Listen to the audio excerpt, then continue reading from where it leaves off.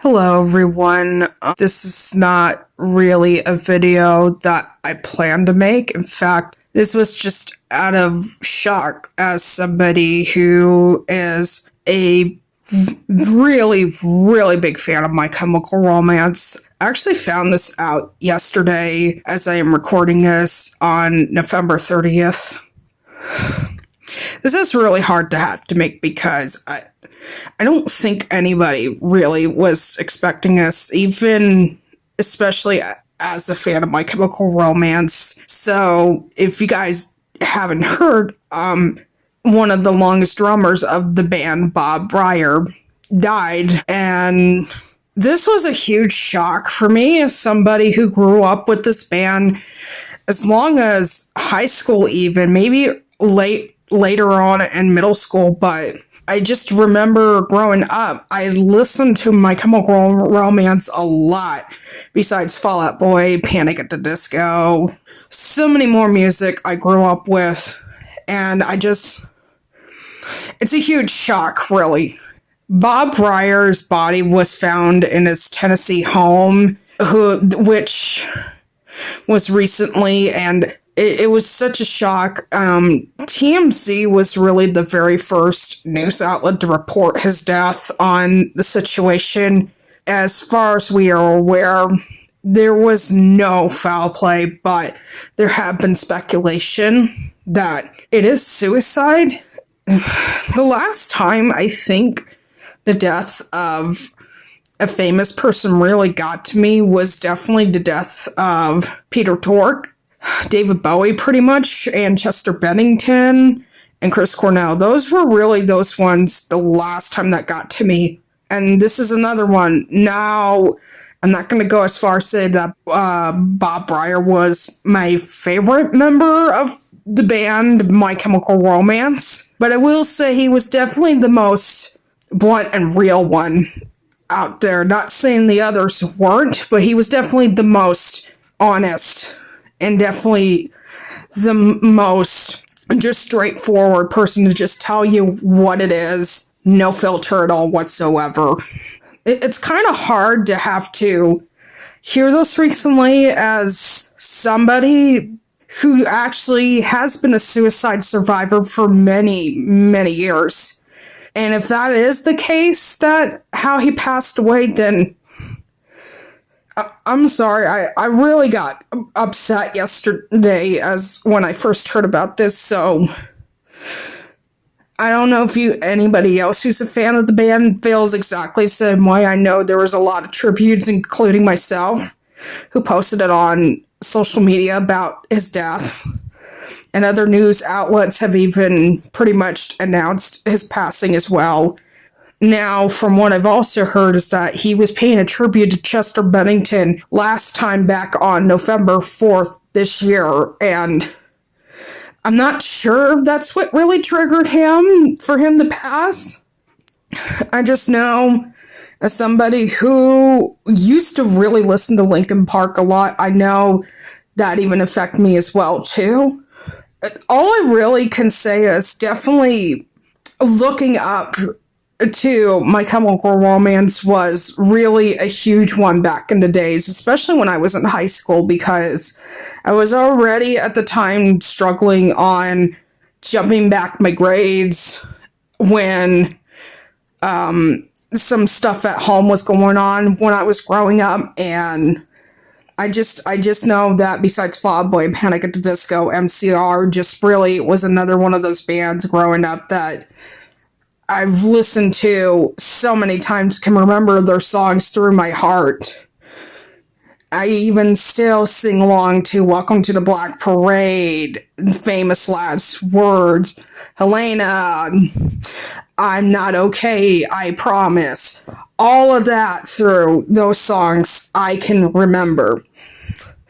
And I even remember when I was still in high school at the time when they broke up back in early 2013, I know Bob wasn't involved in their last album from back in 2010, 2011, I believe. No, he wasn't involved in that one.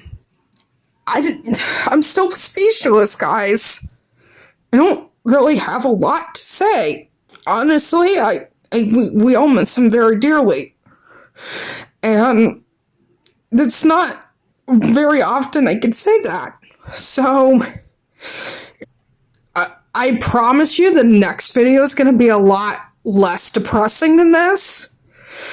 I mean, we'll still talk about serious situations or something fun next time.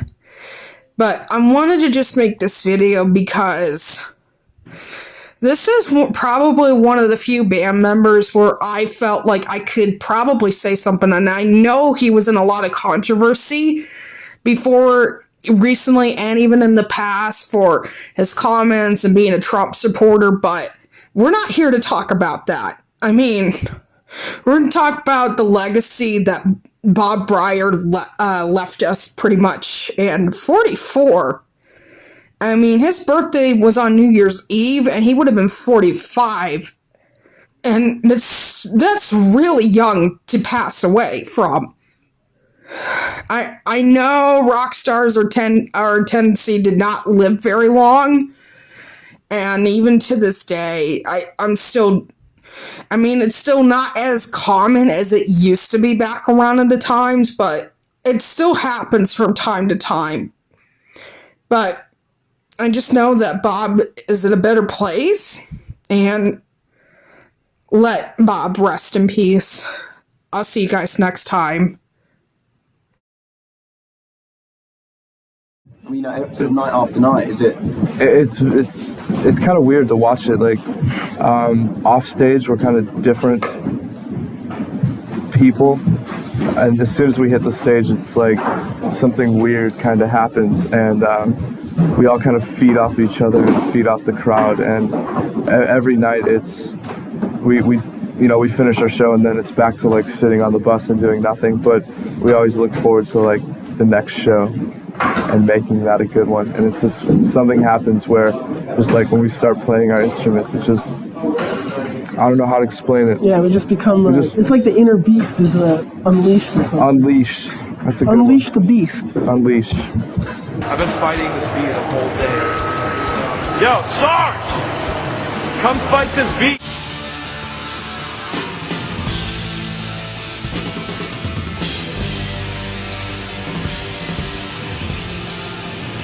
Black parade. Yo, Bob's screen name is Bob's. I am the... Mikey Way's. Yo, you want me to drop? Mikey Way's phone number is. A couple of my influences, my two biggest ones. First one is Dave Weckl, and he's a drummer that I always would. I started out thinking it was ridiculous what he did and could never achieve that, and I still haven't achieved it, but I've started to kind of figure out what he does. So that made me really work to get better at what I do. And another one is Neil Peart, and he is somebody who made me realize that rock drumming could be musical too, and it isn't just about hitting really hard, and you can use your toms as instruments, or you can bring in other things into your kit to use as other instruments. Now, have you guys kept with your New Year's resolutions? No. We were both supposed to quit smoking. Oh. That didn't happen. I remember the day too. We were right in the middle of Times Square, and it hit midnight.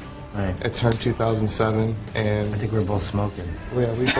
I Still remember were smoking. we both made eye contact with each other at one point. We were both smoking, and we were just like, we failed, but We're gonna try again.